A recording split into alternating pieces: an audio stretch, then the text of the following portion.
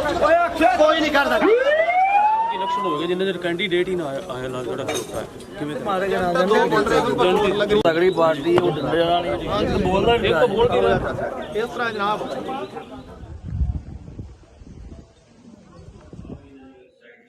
घायलों के आप देख सकते हैं इस समय किस तरह बुरी तरह से चोटिल हुए हैं, जिसका इस समय यहाँ पर इलाज चलता हुआ नजर आ रहा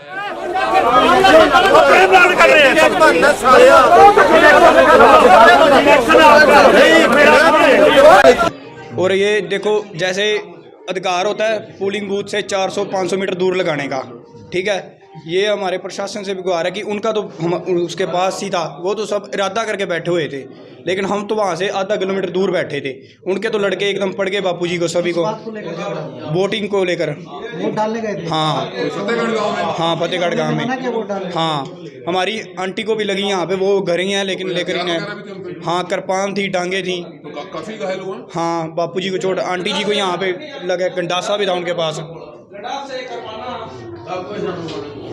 क्या हुआ कि ਤੁਹਾਡਾ ਕਿਵੇਂ ਹੋਇਆ, क्या हुआ? ऐसा है जी, हम तो यहाँ पर बाहर थे, अपना पर्ची पुर्ची काट रहे थे, तो यहाँ दिक्कत ये हुई है भाई कोई यूपी के लोग हैं तो उनके वोट थे, और एक यहाँ सीरी है रिशपाल सिंह का, तो सुबह इनका आपस में एजेंटों की ये बात हुई है भाई वोट खुद डालेगा वोटर, तो यहाँ उसका कोई रिलेटिव डालेगा, उसी को लेकर इनका झगड़ा हुआ है जी। बाकी कोई झगड़े की कोई बात नहीं थी, कुछ नहीं था, तो अपने लोग वोट डालेंगे। और अब रुकती है क्या है, इलेक्शन रुका हुआ? अभी रोका हुआ है जी। टाइम हो गया? ये 7 बजकर कुछ मिनट के बाद ही रुक गया था जी। कितने वोट पोल हुई थी तकरीब 15 वोट। अब क्या प्रशासनिक अधिकारी मौके पर हैं, डीसी साहब, एसपी साहब? डीसी साहब हैं, एसपी साहब हैं, तो उन्होंने कहा है कि इसको शुरू करवाने में हम पूरा सहयोग करेंगे जी। प्रशासन कितने लोगों को चोटें आई हैं? 4 लोगों को चोटें आई जी। आपका नाम क्या है? मेरा नाम हर्षदीप सिंह है। कैंडिडेट को भी चोट लगी आपकी? हाँ जी, लगी है जी कुछ थोड़ी। देखिए, ऐसा थोड़ा माइनस कपल का इंसिडेंट हमारे संज्ञान में आया था, तो हमारी तरफ से जो ड्यूटी मजिस्ट्रेट से और हमारे जो मौके के रिटर्निंग ऑफिसर अधिकारी थे वो टाइमली यहाँ पे पहुँच गए थे। सिचुएशन अंडर कंट्रोल है और मेरे ख्याल से 2 या 3 लोगों को थोड़ी चोट आई है, और हमारी डॉक्टर साहब से भी बात हुई है, सिचुएशन इज़ अंडर कंट्रोल, और जो इंजर्ड पर्सनल भी है उनको कोई ऐसे क्रिटिकल इंजरीज नहीं है। तो हम थोड़ा कॉन्फिडेंस बिल्डिंग मेजर के लिए थोड़ा यहाँ पे इनके परिवारजनों से भी बात हुई है, तो उन्होंने थोड़ा टाइम मांगा, तो उस टाइम के बाद में फिर हम वोटिंग को एक के हाथ पे बता रहे हैं शार्प कट लगा है, उनको रेफर कर दिया गया है। नहीं, रेफरिंग वही हमने बताया कि जैसे क्रिटिकल इंजरी कहीं पे भी नहीं है, वो एवरीथिंग इज अंडर कंट्रोल।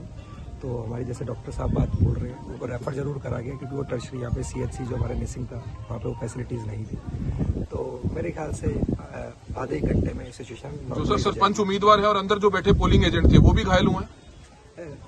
एक पोलिंग एजेंट को थोड़ी सी चोट आई है। तो पहचान हो पाई कि कौन तलवारें लेकर अंदर पहुंचे जिन्होंने हमला बोला? देखिए, वो अंडर इन्वेस्टिगेशन है, उसमें पुलिस FIR दर्ज भी कर रही है, और फिर जिन्होंने ऐसी कार्रवाई करी है उनके खिलाफ सख्त कार्रवाई की जाएगी। बिल्कुल सर, शहर में और किस तरह से वोटिंग चल रही है?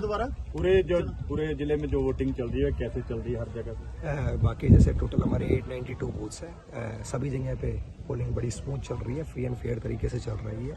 सिर्फ एक इशू फतेहगढ़ गांव का ही था जहाँ पे मैं और SP साहब पर्सनली प्रेजेंट है, और यहाँ पे भी आधा पौना घंटा में इशू रिजोल्व हो जाएगा। नमस्ते सर, देखो इलेक्शन बहुत अच्छे तरीके से चल रहा है, ठीक है, नो डाउट कि सिक्योरिटी यहाँ फुल होनी चाहिए क्योंकि हर बार लड़ाई होती है, तो यहाँ सिक्योरिटी नहीं थी पहली बात तो, ठीक है, अब सिक्योरिटी आई है।